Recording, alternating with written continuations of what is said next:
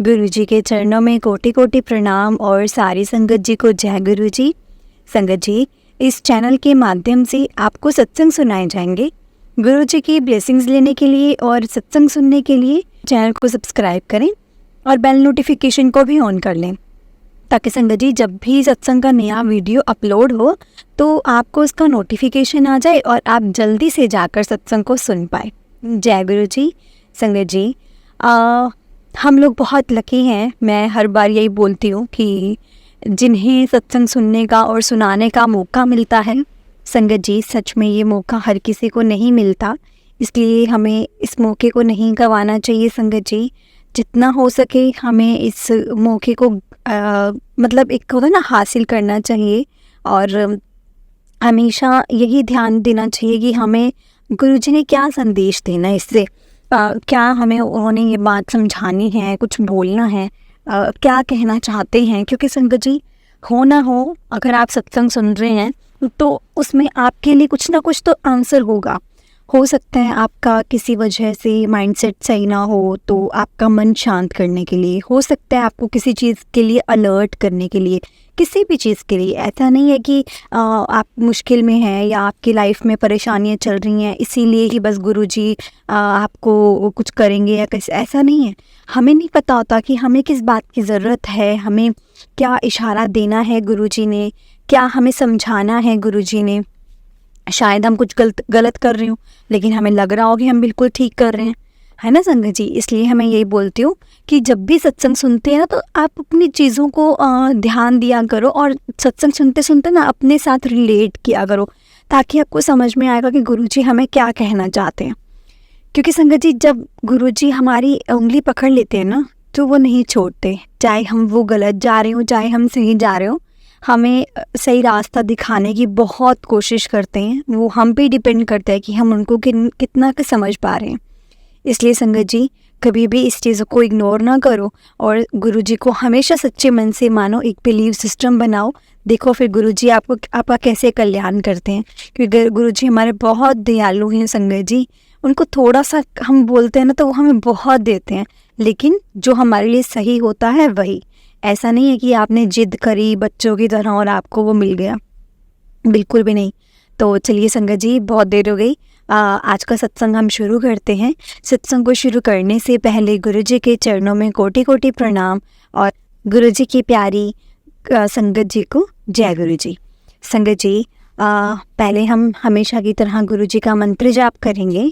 ओम नमः शिवाय, शिवजी सदा सहाय। ओम नमः शिवाय, गुरुजी सदा सहाय। फिर से बोलिए संगत जी, ओम नमः शिवाय, शिवजी सदा सहाय। ओम नमः शिवाय, गुरुजी सदा सहाय। तो चलिए संगत जी, सत्संग को शुरू करते हैं। ये सत्संग हमें एक आंटी जी ने लिखकर भेजा है। जैसा उन्होंने लिखकर भेजा है मैं आपको वैसा ही सुनाऊंगी। संगत जी, बहुत ही प्यारा सत्संग है, इसे पूरा जरूर सुनिएगा।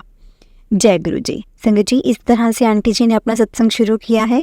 जय गुरु जी, शुक्राना गुरु जी, अनंतम अनंतम शुक्राना गुरु जी। संगत जी, मेरी जर्नी गुरुजी से जिस तरह से शुरू हुई है मैं आपको वो बताने जा रही हूँ। और अगर मुझसे इस सत्संग को बोलते हुए गलती हो जाए तो मुझे माफ़ करना, क्योंकि जब मैंने मेरी जर्नी गुरुजी से शुरू हुई थी तब भी मैंने बहुत गलतियाँ की थी। उसके लिए मैं हमेशा गुरुजी से माफ़ी मांगती हूँ। और मुझे बहुत टाइम से ऐसा फ़ील हो रहा था कि मुझे भी अपना सत्संग शेयर करना चाहिए, क्योंकि एक दो बार मुझे गुरुजी के मैसेज भी दिखे कि सत्संग शेयर करो, लेकिन उनको मैंने इतना गौर नहीं किया। लेकिन सच में संगत जी, मेरे मन से ऐसा भाव आ रहा था कि मुझे एक सत्संग शेयर करना चाहिए। तो इसीलिए मैं आज एक सत्संग शेयर करने जा रही हूँ अपना, और मेरी जर्नी कैसे शुरू हुई। मैंने बहुत गलतियाँ की हैं, इसीलिए मैं पहले ही आप सबसे माफ़ी मांग रही हूँ। जय गुरु जी। संगत जी, मेरी गुरुजी के साथ जो जर्नी थी वो ऐसी थी कि मैं हर वक्त गुरुजी को कोई ना कोई चैलेंज देती रहती थी। क्योंकि जिस फैमिली से मैं बिलोंग करती थी वहाँ पे संगत जी गुरुओं वगैरह पे यकीन नहीं करते थे। हम लोगों को बस यही लगता था कि ये जो गुरु होते हैं सिर्फ ये एक भ्रम पैदा करते हैं, माइंड वॉश करते हैं, दैट्स इट। इसके अलावा कुछ नहीं है।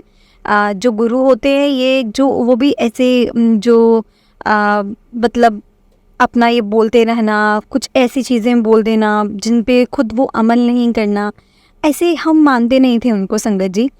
और इसीलिए मुझे था कि ये वाले जो गुरुजी हैं ये भी क्या ही करेंगे, ये भी ऐसे ही होंगे जब जैसे सारे हैं। मुझे बहुत बहुत माफ़ी चाहिए गुरुजी से और गुरुजी की संगत से। सच में मैं बहुत गलत थी। वो मुझे विद इन टाइम समझ में आया संगत जी, वो मैं आपको बताऊंगी।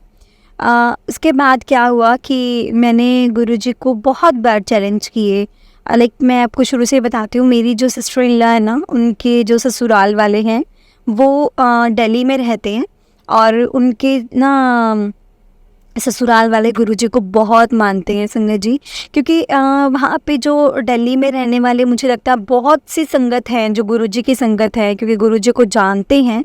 तो उसके लिए उसके साथ साथ ना उनकी वजह से, क्योंकि मेरे अंकल काफ़ी छोटे हैं मेरी ननद से, तो वो उनके पास जाते रहते थे। छोटे एज इन के इनमें गैप है 9 सालों का, 9-10 साल का गैप है। बहुत लेट हुए थे अंकल, और उनकी दीदी की शादी बहुत पहले हो चुकी थी। और उसके बाद मेरे अंकल जाते थे उनके पास। तो जब उनके पास जाते थे तो वो उनको गुरुजी के पास ज़रूर लेकर जाते थे। तो गुरुजी के पास जाते थे तो कहीं ना कहीं मेरे अंकल भी संगत जी गुरुजी के साथ अटैच थे। लाइक कुछ भी अगर करना होता था तो वो गुरुजी बोलते ही थे, जय गुरुजी। लेकिन मुझे कभी यकीन नहीं हुआ, और सच बताऊं तो मुझे ये भी नहीं पता था कि कौन से गुरुजी हैं, मैंने कभी नहीं देखा था। बस इनके मुँह से नाम सुना था। कभी मैंने नहीं सर्च किया। मुझे था कि ऐसे ही बोलते होंगे, हम बोल देते हैं जैसे भगवान को। लेकिन जहाँ मेरी परवरिश हुई है ना, हम वहाँ पे शिव को बहुत मानते हैं संगत जी, शिव जी की बहुत पूजा करते थे।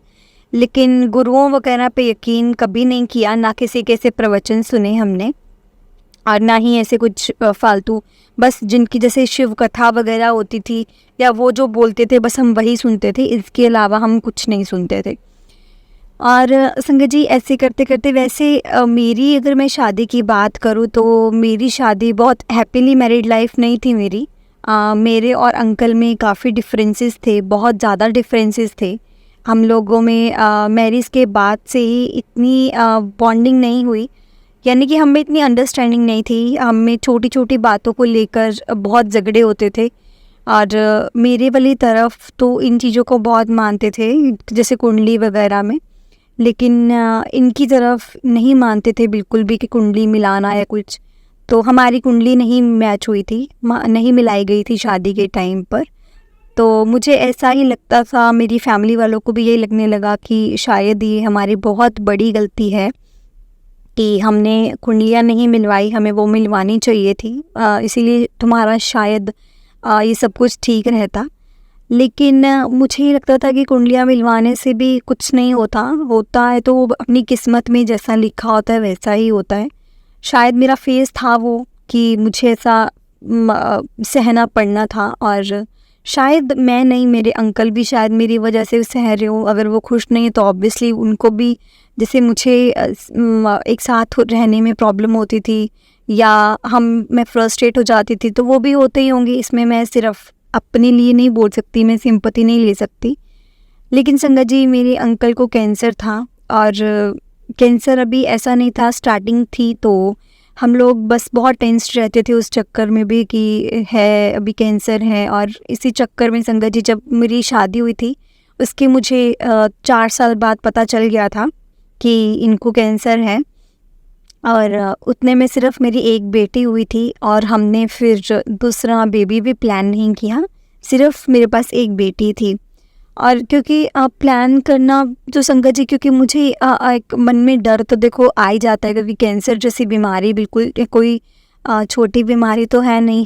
मेरे को बहुत डर रहने लग गया था कि मैं क्या करूं, कैसे करूं, मैं क्या करूंगी अकेली, अगर मेरे पास 2-2 बच्चे होंगे तो। बस मुझे एक बेटी हुई थी। और मेरी एक्चुअल में गुरुजी के साथ जर्नी शुरू हुई 2019 में।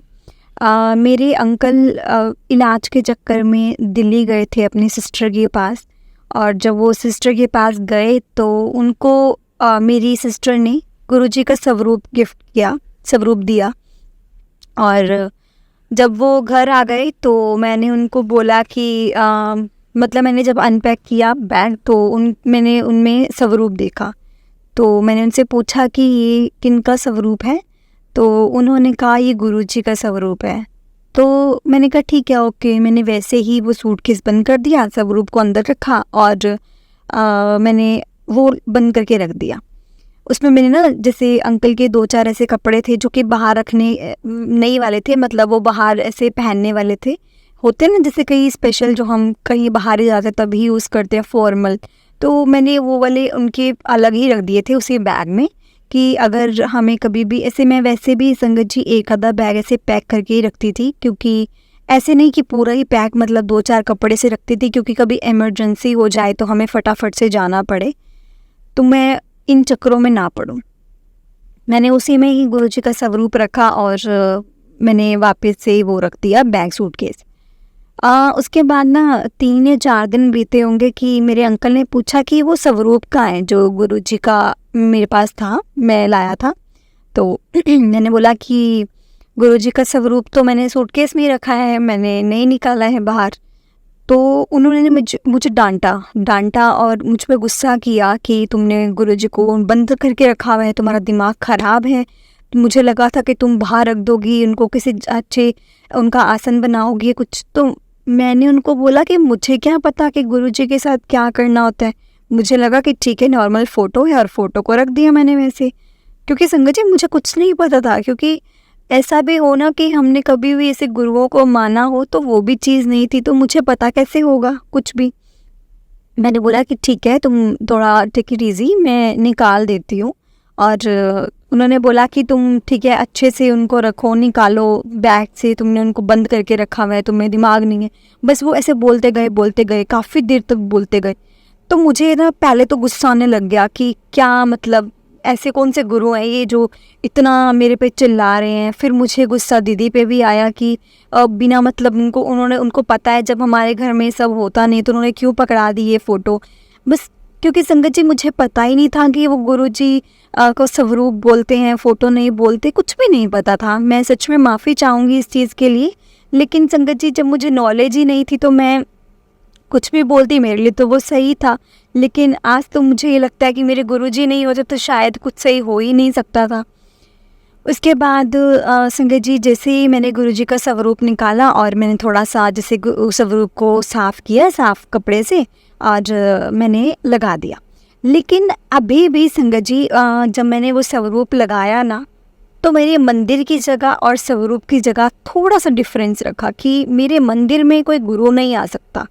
मैंने ऐसे सोचा और मैंने थोड़ा सा गैप रखा जो एक मैंने मेरे पास वैसे तो कोई आसन नहीं था, तो मैंने एक टेबल लिया, मैंने बहुत अच्छा सा उस पर एक आसन बिछाया और उस पर मैंने गुरुजी को विराजमान किया। मैंने अपनी तरफ से तो बेस्ट किया, लेकिन मुझे नहीं पता था कि कैसे करते हैं, मेरे लिए तो ऐसा कुछ था नहीं क्योंकि मुझे कुछ नहीं पता था। लेकिन ना एक स्वरूप मुझे ना ऐसा लगता था कि कई बार मुझे ऐसा लगता भी था कि इनमें बहुत पावर होगी, है ना। पता नहीं क्यों ऐसा फील होता था जब मैं इनको देखती थी। लेकिन मैं फिर भी, मैंने कभी भी संगत जी उनके सामने दीपक नहीं जलाया, कभी मैंने पूजा नहीं की। मैं अपने मंदिर में पूजा करती थी, लेकिन थोड़ी सी उनकी जगह, जैसे मानो कि मंदिर है, हल्का सा 1-2 गिट का गैप रख कर मैंने उनका स्वरूप रखा था। मतलब मेरे लिए गुरुजी का स्थान अलग था और मेरे मंदिर का स्थान अलग था। मैंने कभी भी मिक्स नहीं किया और ना ही मैंने कभी, बस मेरे लिए एक ऐसे थे कि एक किसी कोई गुरु है, उनकी फ़ोटो लगी, दैट्स इट, इसके अलावा और कुछ नहीं। मैं बहुत बहुत बहुत ज़्यादा शर्मिंदा हूँ, मुझे सच में गुरुजी माफ़ करना। वैसे मैं हर वक्त इसी चीज़ के लिए माफ़ी मांगती हूँ, लेकिन मैं हर वक्त यही बोलती हूँ, गुरुजी मुझे माफ़ करो, प्लीज़ मुझे माफ़ करना। और मुझे पता है कि गुरुजी ने माफ़ कर भी दिया होगा, क्योंकि ये मेरे से सब अनजाने में हुआ था। अगर मुझे पता होता तो मैं कुछ नहीं करती। और उसके बाद ना ऐसे ही मेरे और अंकल में एक बार फिर से बहुत गंदी लड़ाई हुई, हमारी बहुत ज़्यादा से कन्वर्सेशन बहुत गंदे वाली हुई, जिससे ना संगत जी मेरी बेटी तो सिर्फ अभी 5 साल की थी और 2019 में वो 5 इयर्स की थी। तो तब मेरी बेटी ने एक दिन आके मुझसे कहा कि मुझे ऐसा लगता है कि आप दोनों की जो कंडीशन है ना, बस आप बहुत थोड़े टाइम में सेपरेट हो जाओगे और मुझे फंसा दोगे कि मैं किसके पास रहूँ। लेकिन आप ऐसा मत करना, क्योंकि मैं आप दोनों के अलावा ऐसा नहीं सोच सकती कि मैं मम्मा के पास रहूँ या पापा के पास। संगत जी वो बहुत छोटी थी, 5 साल का बच्चा कितना होता है, लेकिन सोचो कि हम दोनों का रिलेशन इतना वर्स्ट हो चुका था कि हमने अपनी बेटी पे ध्यान ही नहीं दिया। हमने हर वक्त हम जब भी हमारी कोई बात होनी, हमारी बहस हो जानी खाना खाते वक्त, मतलब जैसे अगर हम साथ बैठे हैं और कोई बात हो रही है, दैट मीन्स हमारी कुछ ना कुछ छोटी सी बात लेके बहस होगी ही होगी। और बस मैं ऐसे ही परेशान, और संगत जी मेरी बेटी ने जब ये चीज़ बोली तो मैं और अंकल हम दोनों बहुत ज़्यादा ऐसे सैड हो गए, और हमने सोचा कि हम कर क्या रहे हैं, एक्चुअल में हम कर क्या रहे हैं। हम दोनों के अलावा और एक बेटी के अलावा हमारे पास है कौन, क्योंकि या तो दीदी हैं बस, वो दिल्ली बैठे हैं, और उसके अलावा हमारे पास है कौन, कोई भी नहीं। और हम ऐसे लड़ते हैं, जबकि फिर मैंने मन में सोचा कि मेरे अंकल की तो तबीयत भी ख़राब रहती है, तबीयत भी नहीं सही रहती, तो कहाँ से, मतलब मुझे क्या पता कितना टाइम हम साथ में, हम क्यों लड़ते हैं। उस दिन संगत जी मैं बहुत डीप थॉट में चली गई, और मैंने बहुत सोचा, और उसके बाद मैंने यही डिसाइड किया कि मैं अपनी तरफ से 100% दूंगी कि अब मैं नहीं लड़ूँ, बिल्कुल भी नहीं लड़ूँ। तो पहले ना संगत जी हमेशा ऐसा होता था कि हमें इतनी ज़्यादा लड़ाइयाँ रहती थी ना, कि अगर मैंने कुछ बोल देना ना अपने अंकल को कि ये आप ले आना, तो फॉर श्योर वो नहीं आता था, क्योंकि उनको ऐसा होता था कि अगर इसने बोलना तो मैंने नहीं करना। शायद हो सकता है वो भूल जाते हो, लेकिन मेरे साथ अक्सर ऐसा हुआ है। और उसके बाद मैं एक बात बताती हूँ आपको, मेरी और मेरे चाचा जी की, जो मेरे मायके वाले हैं, तो मेरे चाचा जी के लड़के के साथ मेरी एक बार किसी बात पे लड़ाई हो गई थी। बहुत शादी से ज़्यादा टाइम पहले की बात नहीं कर रही मैं, मेरी शादी से 3-4 साल पहले की बात होगी, और उसने इतनी लड़ाई हुई थी कि उसने मेरी शादी भी अटेंड नहीं की थी। तो संगत जी उस दिन मैं वैसे गुरुजी के सामने बैठी, और मैंने गुरुजी को बोला कि वैसे तो मेरे पति आपको बहुत मानते हैं, मुझे नहीं पता क्यों मानते हैं, इसमें आप में क्या ऐसी ताकत है या क्या पावर है, मुझे इस चीज़ की कोई नॉलेज नहीं है, लेकिन अगर आप सच में साक्षात हैं ना, तो मेरे उस वाले भाई का मेरे पास फ़ोन आ जाए, फिर मैं मानूंगी कि आप सच में हैं और आप में बहुत पावर है। जो मेरे अंकल आपको मानते हैं तो बहुत सही मानते हैं। संगत जी मैंने चैलेंज दिया गुरुजी को, मैं क्षमा चाहूँगी, लेकिन यही सच है, जो हुआ था मैं वही आपको बताने की कोशिश करूँगी। मैं कुछ भी ऐसा अपने फेवर में या फिर ऐसे नहीं बोलूँगी, जो सच है मैं वही बोलूँगी। मैंने उनको बोला कि अगर आप हैं ना, तो इतने बड़े गुरु हैं, अगर आप चमत्कारी गुरु हैं, तो आप मुझे ना मेरे उस वाले भाई का, चाचे के लड़के का फ़ोन आ जाए मेरे पास, क्योंकि मेरा बहुत मन है उससे बात करने का। क्योंकि संगत जी मेरे रियल ब्रदर से ज़्यादा उसके साथ थी, लेकिन लड़ाई के चक्कर में हमारी लड़ाई बहुत गंदी हुई थी। और देखो आज उसको, हमारे उस बात को भी कम से कम 13-14 साल हो चुके थे, और हमने बिल्कुल भी बात नहीं की थी। इतनी वर्स्ट हमारी फ़ाइट हुई थी। हो सकता है शायद मैं ही गुस्से वाली हूँ, या मेरी सबके साथ लड़ाई होती है, या मैं वैसे में संगत जी बहुत इमोशनल हूँ, मैं चीज़ों को बहुत इमोशनली हैंडल करती हूँ। मुझसे मैं इतनी वो स्ट्रॉन्ग नहीं हूँ कि कुछ हो गया तो मैं उसको स्ट्रॉन्गली हैंडल कर लूँ, नहीं, मैं बहुत इमोशनल हूँ, मैं बहुत जल्दी भावनाओं में बह जाती हूँ। और 1 ही घंटा बीता, सिर्फ 1 घंटा संगत जी, मुझे टाइम याद है, और मैं इतनी हैरान हूँ ना उस चीज़ के लिए। 1 घंटे बाद मेरे पास उसका फ़ोन आ जाता है, और मैं तो पहले फ़ोन देखती हूँ, फिर गुरुजी को देखती हूँ, फ़ोन देखती हूँ, गुरुजी को देखती हूँ कि ये सच है कि मेरे पास उसका फ़ोन आया है। तो मैंने उसका फ़ोन उठाया और मैंने बात की, और उसने जस्ट इतनी बात की, कैसी है, ठीक है, और कैसी चल रही है लाइफ, चल आऊँगा मिलने के लिए। संगत जी मेरी तो ऐसे रूह ठंडी हो गई, मतलब ऐसे मैं तृप्त हो गई जब उसने मुझे ये चीज़ बोली कि चल तुझे मिलने के लिए आऊँगा। क्योंकि लास्ट 14 ईयर से हम नहीं मिले थे संगत जी। 14 year is very long time. कोई छोटा पीरियड नहीं था कि 14 दिन हुए हैं, 14 महीने या 14 हफ्ते हुए हैं। वो 14 साल थे जब हमने बात नहीं की थी एक दूसरे से।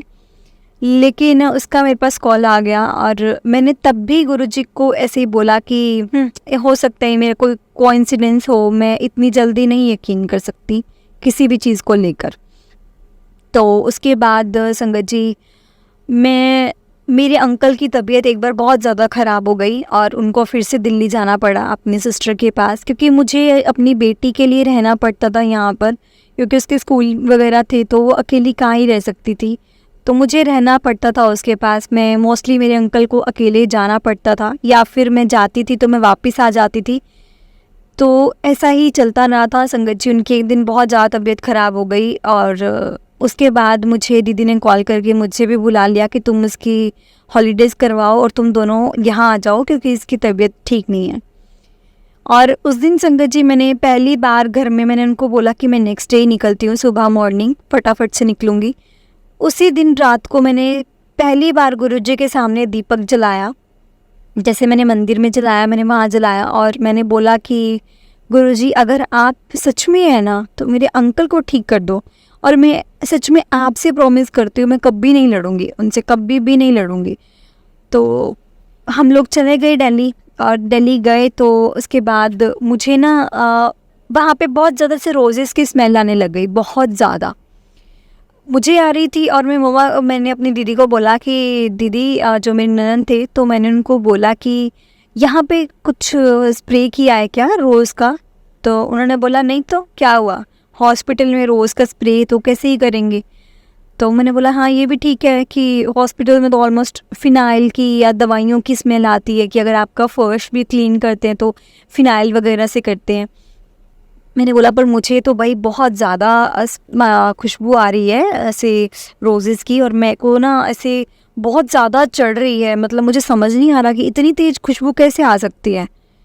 तो वो तो गुरुजी को बहुत टाइम से मानते थे, तो उन्होंने बोला कि तुमने कुछ गुरुजी को बोला था क्या, या गुरुजी से तुमने कुछ प्रे किया था, क्योंकि मुझे तो कोई भी ऐसी खुशबू नहीं आ रही, सिर्फ तुम्हें ही आ रही है। तो मैंने बोला कि मैंने ना उस टाइम पे उनको सच नहीं बोला। मुझे लगा कि अगर मैं बोलूँगी तो बोलेंगे कि हाँ ये गुरुजी को मानने लगी है, और मैं पता नहीं क्यों मेरे लिए मुझे ऐसा लगता था कि मुझे कोई इसे बोलेगा ना कि ये गुरुजी को मानती, तो मेरे को लगता था कि बहुत छोटी बात हो जाएगी। लेकिन आज मुझे लगता है कि गुरुजी को मानना ही मेरे सिर का ताज है, कि मैं बोलूँ ना कि गुरुजी, मैं गुरुजी को मानती हूँ, तो मतलब ये है कि मेरे पास पूरी दुनिया का मतलब एक पावर है, जो दुनिया की जो जिनको मैं मानती हूँ उनके हाथ में सब कुछ है। संगत जी उसके बाद मैंने बोला नहीं तो मैंने क्या बोलना गुरुजी को, मैं तो वैसे भी गुरुजी को इतना नहीं मानती, मैं तो अपने शिव को मानती हूँ। तो उन्होंने इतना बोला कि हाँ मेरे गुरुजी शिव का ही रूप है, तुम फिक्र ना करो, मेरे गुरुजी है ना जो वो महाशिव हैं, वो सब कुछ जानते हैं, उनके हाथ में सारी सृष्टि है, वो सब कुछ संभालते हैं, सबकी देख रेख करते हैं। तो मैं ऐसे थी संगत जी की अच्छा गुरुजी जो हैं वो क्या सच में मतलब महाशिव हैं। तो अब शिव का नाम आ गया तो संगत जी मैं वैसे भी ऐसे हो गई पोलाइट सी की, क्योंकि मैं तो शिव जी को मानती थी, बहुत ज़्यादा मानती थी। तो मैंने कहा फिर मैंने उनसे ना ऐसे जब, लेकिन ना अभी क्या हुआ था कि जो डॉक्टर्स थे उन्होंने बोला कि इनकी कंडीशन अब बहुत ठीक है और आप इनको नेक्स्ट डे इवनिंग तक लेके जा सकते हैं, तो इनको हम दे देंगे, तो आप लोग ले जाना। अब एक रात निकालनी थी वहाँ पर, और रात पूरी एक पड़ी थी, हमने नेक्स्ट डे निकलना था उनको लेकर। तो नेक्स्ट डे भी दीदी ने बोला कि तुम लोग इधर ही स्टे करना, तुम रात को नहीं जाना, क्योंकि कुछ नहीं पता चलता तबीयत का, तो तुम उससे भी नेक्स्ट डे निकलना। लाइक हम आज का दिन था तो परसों का हमें बोला। और हॉस्पिटल में मैंने रहने का डिसीज़न लिया कि हॉस्पिटल में मैं रहती हूँ, आप बेटी को लेकर चलो घर पे, तो आप वहाँ जाओ और मैं उसके बाद देखती हूँ, मैं आ जाऊँगी बाद में, हम सुबह आ जाएंगे, आप ब्रेकफास्ट लेके आ जाना, उसके बाद मैं घर पे जाकर फ्रेशन अप हो जाऊँगी। हम में ये डील हो गई। लेकिन दीदी के हस्बैंड और दीदी उसको छोड़ा है अपने बच्चों के पास, वो तीनों बिज़ी थे क्योंकि उनकी सास भी थे, तो बच्चे बहुत ठीक थे उनके साथ, और वो मेरे पास आके बैठ गए, और जो उनके हस्बैंड थे अंकल थे वो मेरे अंकल के पास जाकर बैठ गए। और मेरी काफ़ी अच्छी बॉन्डिंग है दीदी के साथ, लेकिन दीदी को पता है कि हम दोनों की इतनी अच्छी नहीं बनती है, तो वो मुझसे ऐसे पूछने लगे, और उन्होंने मुझसे कहा कि जो मैंने स्वरूप दिया था वो तुमने स्वरूप लगा लिया? तो मैंने बोला हाँ जी मैंने लगा लिया। उन्होंने बोला कैसे लगाया तुमने, कोई डायरेक्शन वगैरह कि ऐसे ही लगा दिया? मैंने कहा जहाँ मंदिर है ना उसी वाली डायरेक्शन में। तो उन्होंने बोला कि हाँ चलो ठीक है सही है वो। तो मैंने बोला इनकी कोई डायरेक्शन वगैरह भी देखते हैं। तो उन्होंने मुझे सिर्फ इतनी बात बोली कि तुम अपनी जगह शिव जी को स्थापित करोगे तो तुम डायरेक्शन नहीं देखोगे, तो ये महाशिव हैं, तो वो ना मुझे बेटा करके बोलते थे, क्योंकि हम में बहुत गैप था। मतलब मेरे अंकल में 9-10 साल का गैप था, तो मैं भी अंकल से भी 3 साल छोटी थी, तो हम में 12-13 साल का गैप था। वो समटाइम मुझे बेटा बेटा करके भी बोलते थे। मतलब हम दोनों की बॉन्डिंग ऐसी थी कि बेटा, और एक जैसे दीदी ने बोल देना जैसे बहुत छोटे बच्चे को, तो मैंने दीदी दीदी करते रहना, उन्होंने मुझे बच्चों की तरह ही समझाना, कुछ कहना। तो मैंने उनको बोला कि दीदी मुझे बहुत गुस्सा आया आप पर, कि आपको पता है ना कि मैं नहीं मानती गुरुजी को, तो आपको ये भी पता है कि मुझे नहीं पता कि करना क्या होता है, अब फिर भी आपने स्वरूप दे दिया। तो उन्होंने बोला देखो ये मेरे हाथ में नहीं है, इतने साल हो गए तुम्हारी शादी को और मैंने आज तक तो स्वरूप दिया नहीं। तुम्हारे घर में अगर स्वरूप गया है ना राजा, तो तुम्हारी किसी चक्कर मतलब कुछ ना कुछ होगा, गुरुजी ने मुझे भाव दिया है इसीलिए मैंने भेजा है, अदरवाइज़ मुझे पता है कि तुम नहीं मानते तो मैंने नहीं भेजा। और मुझे ये बात सही लगी, सही भी ऐसे लगी कि अब मैं क्या बोल सकती हूँ कि उनको कैसा भाव आया। और ठीक है, फिर मैंने बोला कि दीदी मुझे एक टाइम पे तो गुस्सा आया था, लेकिन उसके बाद मैंने गुरुजी का स्वरूप लगा दिया। संगत जी मैं क्षमा चाहूँगी, मैंने डर के मारे ऐसा कुछ नहीं बोला कि मैंने गुरुजी का स्वरूप साइड में लगाया था या कुछ ऐसा। और मुझे ऐसा अब फील होता अपने आप पे, इतना गुस्सा आता कि मैं ऐसे इतनी रूड कैसे थी उस टाइम पे, क्योंकि एक रूडनेस भी मैं दिखाती थी, लेकिन मैं ऐसे थी नहीं ना, क्योंकि हम किसी गुरु को नहीं मानते थे, हम नहीं मानते थे बिल्कुल भी इन सब चीज़ों में। और शायद अगर गुरुजी ने उस दिन वो कॉल नहीं आया होता तो मैं तो आज तक नहीं मानती, क्योंकि जब गुरुजी का कॉल आया ना और उनका फ़ोन आया मैंने तो गुरुजी को ये भी बोला कि हो सकता है कॉन्सिडेंस है या फिर आपका चमत्कार है, ये 50-50 हो सकता है। तब भी मैंने जो चैलेंज देकर उन्होंने चैलेंज एक्सेप्ट किया, पूरा किया, उसके बाद भी मैंने डाउट दे दिया कि नहीं, हो सकता है कि 50-50 चांसेस उसका आना ही हो और ये तो कोइंसिडेंस हो गया हो। अंदर से मुझे पता था कि कोइंसिडेंस कैसे हो सकता है, 14 साल बाद अगर कोई बंदा फ़ोन कर रहा है और उसी दिन जिस दिन मैंने एक भगवान को बोला कि होना चाहिए ऐसा, अगर आप करके दिखाओ, अगर ऐसा है, जो इम्पॉसिबल काम था उसको पॉसिबल किया, तो कौन कर सकता है। इसके बाद उन्होंने मुझे बोला कि तुम ना ऐसा करो, गुरुजी का बहुत अच्छा सा एक आसन मैं तुम्हें देती हूँ, तुम वो लेकर जाओ और एक ना तुम बस इतना काम करो, तुम गद्दी मत लगाओ, लेकिन तुम जो जिन पे गुरुजी को बिठा रखा है ना, उन पर जिन पे विराजमान किया हुआ उसके नीचे बहुत अच्छा सा एक आसन बिछा दो। मैंने बोला ठीक है। तो वो मेरे को दिल्ली में चले गए हम लोग एक शॉप पर, तो उन्होंने मुझे वहाँ से दिलवा दिया और बहुत ही प्यारा 3-4 मुझे दे दिए और मैंने बड़ी खुशी से ले लिए, क्योंकि उस टाइम पे फिर उन्होंने मुझे बहुत चीज़ें बताई गुरुजी के बारे में, बहुत ज़्यादा चीज़ें बताई, लेकिन बहुत रात हो चुकी थी, इतनी हमारी बातें नहीं हो पाई। और उस टाइम पे हम नेक्स्ट डे गए थे शॉपिंग के लिए, तो उसके बाद हम नेक्स्ट डे मुझे पहले तो ब्रेकफास्ट किया और हम गए और हम लेके आए थे आसन वगैरह। तो उसके बाद ना जिस दिन हम रात को वहाँ पे उनके घर में रुके, तो उस दिन सब लोग जैसे गुरुजी को मानते थे एक्सेप्ट मी, कि मैं इतना नहीं मानती थी, लेकिन मैं मानती थी, अंदर ही अंदर मुझे यकीन होने लगा था, लेकिन मैं शो नहीं कर रही थी, क्योंकि मुझे ऐसा लग रहा था एकदम से अगर मैं बोलूँगी तो ये मेरी ऐसे होगी कि हाँ देखिए एकदम से इसकी ईगो टूट गई है, कैसे मानने लग गई है। नो संगत जी समझ सकते होंगे आपकी, एक जो लड़कियों में ये चीज़ होती है वैसे भी। तो मैंने उनको ये चीज़ शो नहीं की कि हाँ मैं मानती हूँ, लेकिन मुझे बहुत अच्छा लग रहा था जब वो गुरुजी के बारे में बातें कर रहे थे। तो बातों बातों में ना उनके मुंह से निकला कि गुरुजी जब प्रेजेंट होते हैं ना वहाँ पर, तो आपको रोज़ की खुशबू आती है। तो उन्होंने जब ये बात बोली तो मैंने बोला रोज़ की स्मेल, तो मैंने बोला कि आज तो मुझे भी बहुत स्ट्रॉन्ग स्मेल आ रही थी। तो दीदी ने बोला कि इसलिए तो बेटा मैं तुझसे पूछ रही थी कि तूने गुरुजी से कुछ प्रे किया है, गुरुजी से तूने कुछ मांगा है या फिर, क्योंकि मुझे तो नहीं आ रही थी और वहाँ खड़े किसी को भी नहीं आ रही थी, सिर्फ तुझे ही आ रही थी, इसीलिए मैंने तुझसे पूछा कि तूने कुछ मांगा है गुरुजी से, कुछ कहा है कि इसको ठीक कर दो या कुछ, क्योंकि गुरुजी के बहुत ऐसे सत्संग हैं जो गुरुजी खुद आकर एक बीमारी का इलाज करते हैं। तो मैंने उस टाइम पे भी संगत जी एक्सेप्ट नहीं किया कि हाँ मैंने गुरुजी को कुछ बोला था, लेकिन मैंने ऐसे बोला कि हाँ मैं जब मंदिर गई थी तो मैंने मंदिर में शिव जी को बोला था, और आप तो बोल ही रहे हो कि गुरुजी शिव जी का रूप है, तो शायद उन्होंने सुन ली हो। तो उन्होंने बोला कि हाँ ऐसा ही है, और गुरुजी ने इसीलिए तेरे को वहाँ पे प्रेजेंस फील कराई अपनी, गुरुजी वहाँ थे इसीलिए वो इतनी जल्दी ठीक हुआ। और क्योंकि जब मैंने तुम्हें कॉल किया था तो मैंने सिचुएशन देखी थी कैसी थी, मैंने इसीलिए कॉल किया था क्योंकि सिचुएशन मुझे ठीक नहीं लग रही थी। लेकिन जैसे तुमने बोला कि वहाँ पे मुझे रोजेस की स्मेल आ रही है, तभी मैंने चिंता छोड़ दी सारी, और देखो डॉक्टर ने नेक्स्ट डे इसको लेके जाने को भी बोल दिया। तो मैंने कहा चलो बहुत अच्छी बात है, अगर गुरुजी इनका ख्याल रख रहे हैं तो। मन में तो संगत जी ये बात सुनकर मुझे बहुत ठंडक मिल रही थी, बहुत अच्छा लग रहा था, मेरा मन मेल्ट हो रहा था, ऐसे मेल्ट हो रहा था कि गुरुजी ने ऐसा किया है, सच में गुरुजी ने किया है। और कौन ही कर सकता है संगत जी, क्योंकि जो जो चीज़ें मैं रिलेट कर रही थी, खुशबू आना और मुझे एकदम से फ़ोन आना, तो ये कोई छोटी बातें नहीं थी जो चीज़ें मेरे साथ हुई थी। गुरुजी ने तो अपनी तरफ से मुझे हर तरफ से ब्लेस करने की कोशिश की, लेकिन बेवकूफ़ मैं थी, मूर्ख थी मैं एक तरह की, कि मैंने उस चीज़ को नहीं समझा और मैंने हर टाइम गुरुजी को चैलेंज दिए गुरुजी को समझने के लिए। और उसके बाद मैंने और हमारी पूरी फैमिली ने डिसाइड किया कि तुम लोग अब जाओगे तब तुम गुरुजी का मत्था टेक के बड़े मंदिर में फिर होकर जाना। तो मैं तो बड़ी खुश हुई, मैंने अंदर से बोला हाँ, मैंने एकदम से बोला हाँ हाँ ठीक है, हम बड़े मंदिर जाके फिर जाएंगे।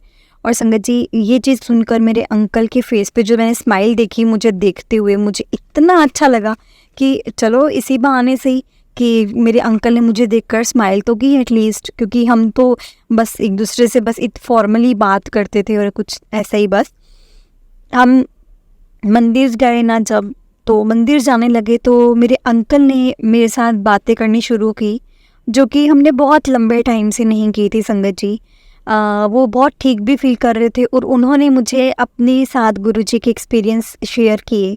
उसमें से एक एक्सपीरियंस ये था कि वो जब शादी से पहले दीदी के पास आए थे तो एक बार उनका बहुत बड़ा एक्सीडेंट होते होते बचा भी ऐसे कि वो ना उनको शौक़ था उस टाइम पे कि बाइक पे जाएंगे हम, दिल्ली बाइक पे जाएंगे। तो वो बाइक पे गए, लेकिन हाईवे पे उनकी एक गाड़ी से बहुत गंदी टक्कर होते होते बची, क्योंकि एक तरफ से ट्रक था और वो ओवरटेक कर रहे थे।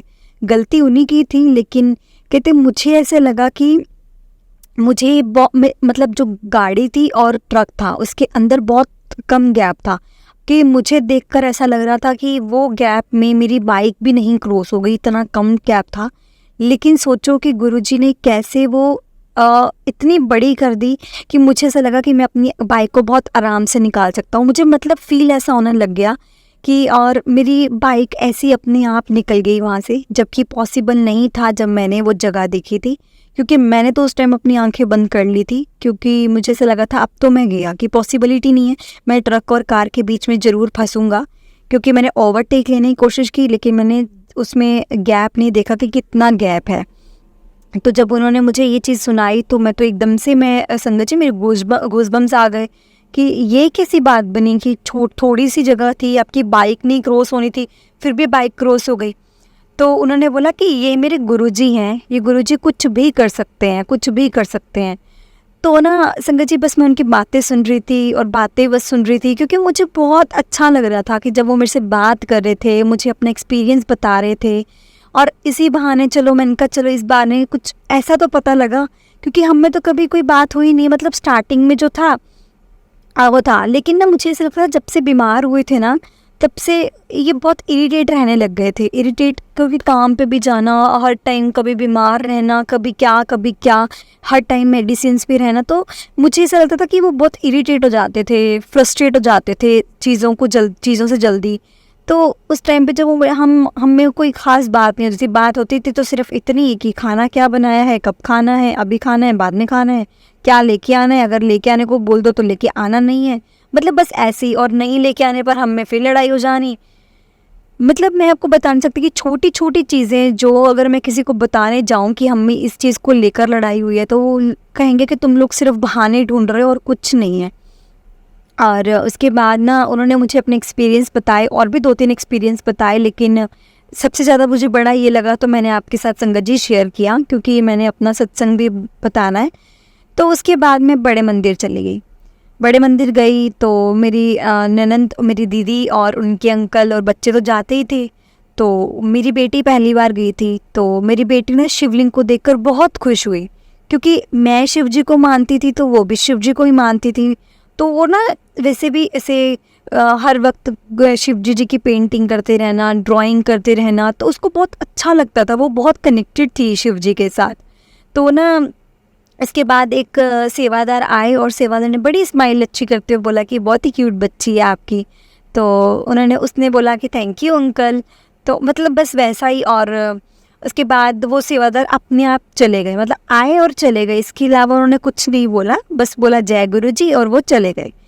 और वो बहुत खुश हुई कि मम्मा इतना बड़ा शिवलिंग, इतना बड़ा शिवलिंग, मज़ा आ गया यहाँ आके, मज़ा आ गया। मतलब वो इतनी खुश थी कि बहुत ज़्यादा हैप्पी थी वो अंदर से, और खुश संगत जी मैं भी बहुत थी।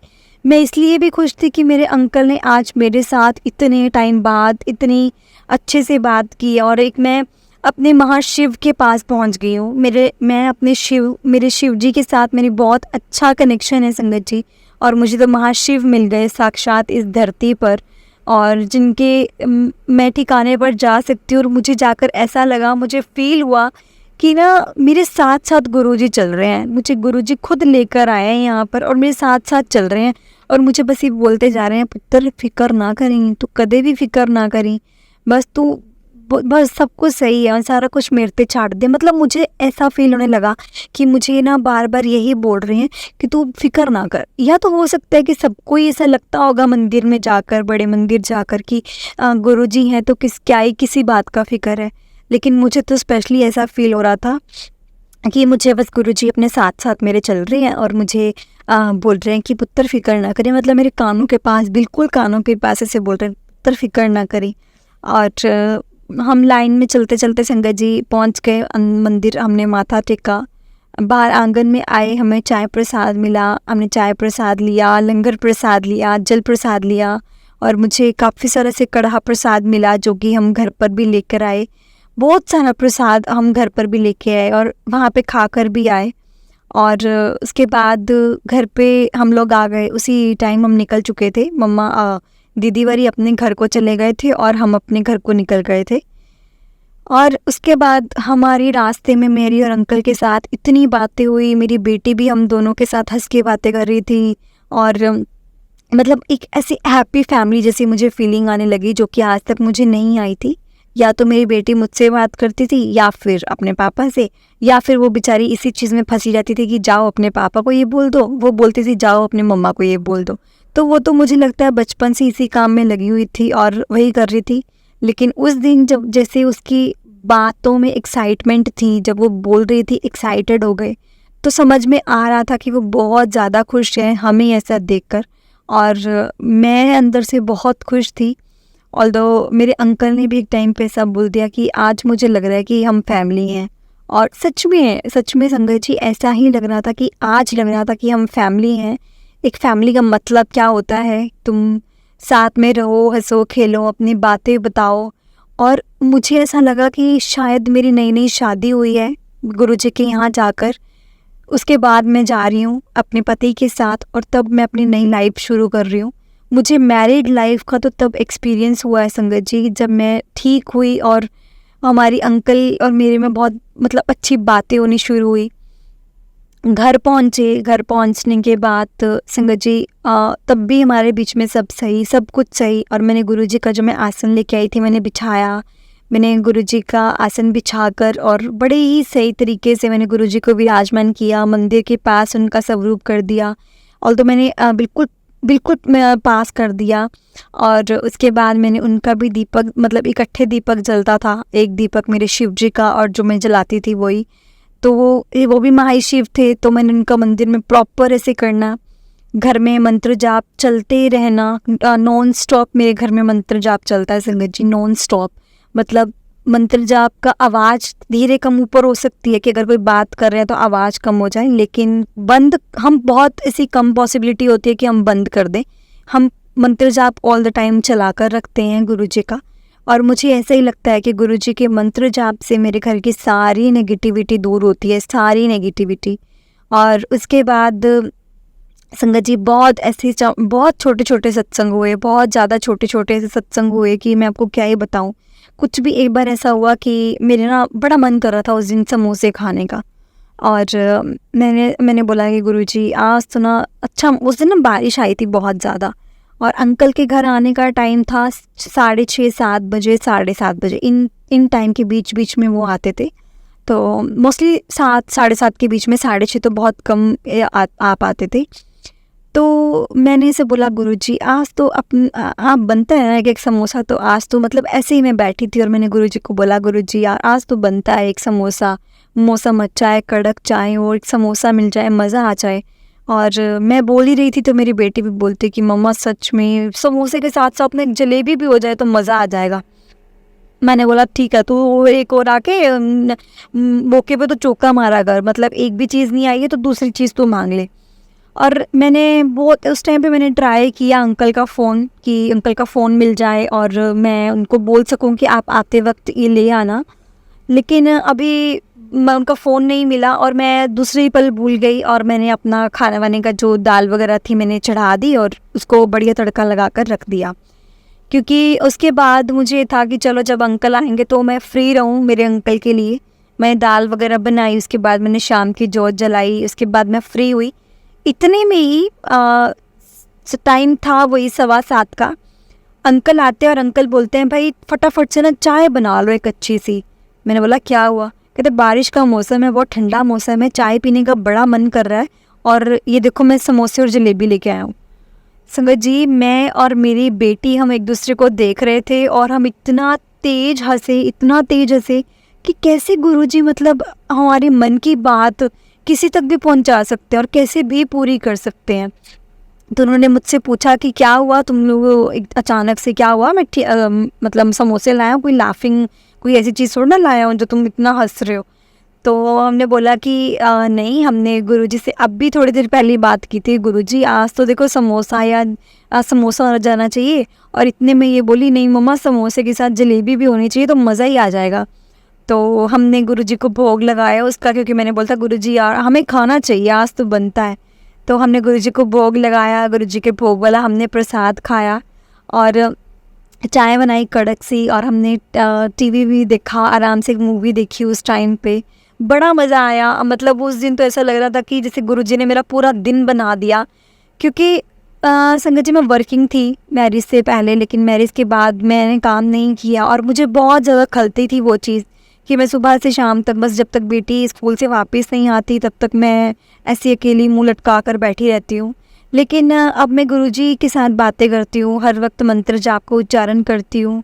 बस मैं अगर कभी भी सैड होंगी तो मैं मन ही मन में गुरुजी से बातें करना शुरू कर दूँगी। और बस अब मैं गुरुजी से ये अरदास करती थी, गुरुजी कि मेरी अब मेरे अंकल के साथ एक नई लाइफ शुरू हुई है, मैं एक नई जर्नी मैंने शुरू की है जो कि मैंने शादी के बाद वो चीज़ कभी भी फील नहीं की थी। तो बस आप मेरे पे इतनी कृपा करो कि मेरे अंकल का कैंसर ठीक हो जाए और वो बिल्कुल ठीक हो जाए। और उसके बाद अंकल जी ने एक दिन आए घर पे और उन्होंने बोला कि गुरुजी के सत्संग पे जाएगी? तो मैंने बोला गुरुजी के सत्संग पे? तो उन्होंने बोला कि हाँ तो गुरुजी का सत्संग है, मेरे एक फ्रेंड ने स्टेटस लगाया हुआ है गुरुजी के सत्संग का इनविटेशन, तो तूने अगर चलना है तो बता, हम चलते हैं, मैं बोल दूंगा उसको, और मेरा काफ़ी क्लोज़ फ्रेंड है। तो मैंने बोला हाँ ठीक है चलते हैं, क्योंकि मैं तो कभी गुरुजी के सत्संग पे गई नहीं थी, बस मैंने थोड़े बहुत सत्संग सुनती थी, वो यूट्यूब पर ही सुनती थी। उसके बाद तो मैंने कभी गुरुजी का सत्संग अटेंड नहीं किया। और मैं उसके बाद गई और हम लोग सत्संग पे गए तो संगत जी वहाँ पे मुझे ना जब मैं बड़े मंदिर गई थी तो मुझे ये नहीं पता था कि गुरुजी का स्वरूप भी वहाँ से मिलता है, ना ही ये कोई बात हुई थी हमें। लेकिन मेरे पास गुरुजी का स्वरूप था तो मुझे लगा था कि कोई ज़रूरत भी नहीं है दूसरे स्वरूप की। लेकिन मुझे ये नहीं पता था कि जितने स्वरूप आपको दिए जाते हैं वो गुरुजी की ब्लेसिंग्स ही होती हैं। मैं सत्संग गई हूँ संगत जी, सत्संग हमने अटेंड किया है और मैंने वहाँ पे भी मुझे जल प्रसाद, चाय प्रसाद और लंगर प्रसाद मिला।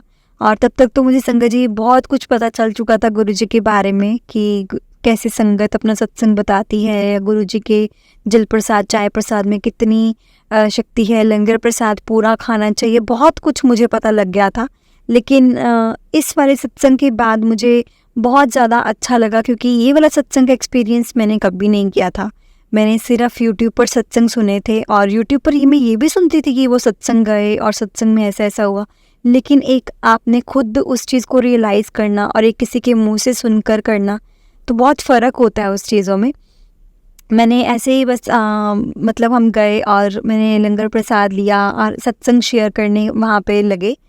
तो मैं भी उठी और मैंने भी अपना सत्संग शेयर किया। और जब मैंने सत्संग शेयर किया तो मैंने पहली बार मेरे अंकल को पता चला कि वो जो गुलाबों की खुशबू आई थी वो इसीलिए आई थी कि मैंने गुरुजी को बोला था कि वो ठीक हो जाएं।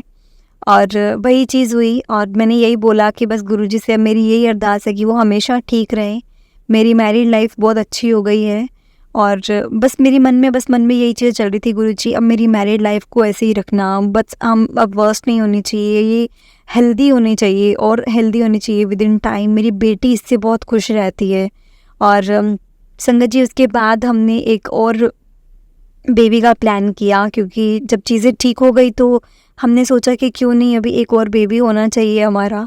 और गुरुजी की कृपा से संगत जी मुझे एक बेबी हुआ, बेबी बॉय, अभी जो बहुत छोटा है, सिर्फ 6-7 महीने का। और संगत जी मैं अपना सत्संग इसीलिए शेयर कर रही हूँ क्योंकि गुरुजी ने मुझे बेबी बॉय ब्लेस किया है। और उसके बाद संगत जी जो सबसे बड़ा सत्संग मेरा ये है कि अब मेरे अंकल की तबीयत बहुत ज़्यादा हद तक ठीक हो चुकी है। डॉक्टर्स ने बहुत हद तक इनके मेडिसिन्स कम कर दी हैं और उन्होंने यही बोला है कि हमें तो ऐसा फील हो रहा है आपको देखकर कि आपको तो कभी कैंसर था ही नहीं, कि मतलब कैंसर तो लोगों का विद इन टाइम बढ़ता जाता है, लेकिन आपका तो बिल्कुल ज़ीरो हो गया है और बहुत अच्छा है। जैसे जैसे आपकी तबीयत ख़राब होती थी उस हिसाब से तो कुछ भी नहीं है वैसा, बहुत अच्छा हो रहा है। और ये सच में मिरेकल हो रहा है, ये जो मैंने देखा है, जितना एक्सपीरियंस किया है उस अकॉर्डिंग तो मैं यही बोलूँगा कि ये मिरेकल है और कुछ नहीं। जय गुरुजी, शुक्राना गुरुजी, अनंतम अनंतम शुक्राना गुरुजी कि आपने मेरे अंकल को ब्लेस किया, मुझे एक बेबी बॉय के साथ ब्लेस किया और मेरी बेटी बहुत खुश है संगत जी, बहुत ज़्यादा खुश है। और आज वो 9 साल की पूरी हो चुकी है और मैं बहुत खुश हूँ उसके लिए भी कि वो हमें देखकर खुश है और वो अपना एक भाई पाकर तो और भी ज़्यादा खुश है। जैसे अब मेरे वाले सीन ही हो गया, जैसे कि मेरी दीदी और मेरे अंकल में 9 साल का फ़र्क था, 9 या 10 साल का, वैसे ही मेरी बेटी और बेटे में 9-10 साल का फ़र्क था। संगत जी कहीं ना कहीं बहुत चीज़ें दोनों भी रिलेट करती हैं कि तब हमने फैमिली प्लान करना नहीं सोचा, इतना नहीं किया, लेकिन जब हमें पता लगा कि अब अंकल ठीक हो रहे हैं, अब ठीक हैं, तो हमने उसके बाद फिर से एक बेबी प्लान किया। और आज मुझे ये इसीलिए मैं अपना सत्संग शेयर कर रही हूँ कि मैं अब एक बेबी बॉय की ममा बन चुकी हूँ और मेरे को गुरुजी ने ब्लेस किया है बेबी बॉय के साथ और मेरे अंकल की तबीयत बहुत हद तक ठीक कर दी है। अभी जो 30% है वो भी ठीक हो जाएगी मेरे गुरुजी के जल प्रसाद, चाय प्रसाद और लंगर प्रसाद से।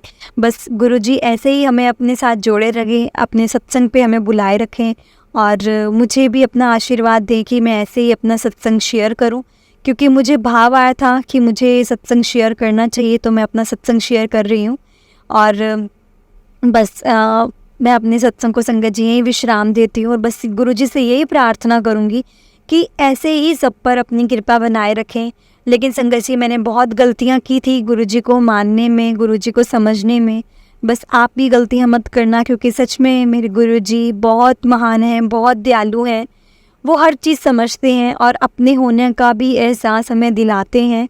और अपना देखो, मैंने चैलेंज दिया, एक भगवान को मेरा चैलेंज लेने की क्या ज़रूरत या उसको पूरा करने की क्या ज़रूरत, लेकिन उन्होंने किया क्योंकि वो अपनी संगत को बहुत प्यार करते हैं, तो उनको डावाडोल नहीं होने देना चाहते। इसीलिए वो कभी भी ऐसा, जब भी उन्हें उनको भी प्रूफ देना पड़े ना, वो भी देने को आ जाते हैं। संगत जी ऐसे हैं हमारे गुरुजी, वरना कौन ऐसा होता है। ये मेरे महाशिव हैं और इनके अंडर सारी सृष्टि है। हम तो बस कीड़े मकोड़े हैं इनके सामने, लेकिन फिर भी हमारी इतनी सुन जाती है संगत जी।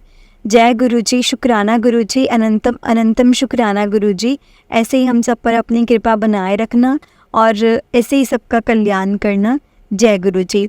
संगत जी मैं जल्दी अपना दूसरा सत्संग भी शेयर करूँगी और अगर इस सत्संग को बोलते हुए मुझसे कोई गलती हो गई हो तो मुझे माफ़ करना। गुरुजी अगर मुझसे इस सत्संग को बोलते हुए कोई गलती हो गई तो प्लीज़ मुझे माफ़ करना। जय गुरुजी, शुक्राना गुरुजी, अनंतम अनंतम शुक्राना गुरुजी।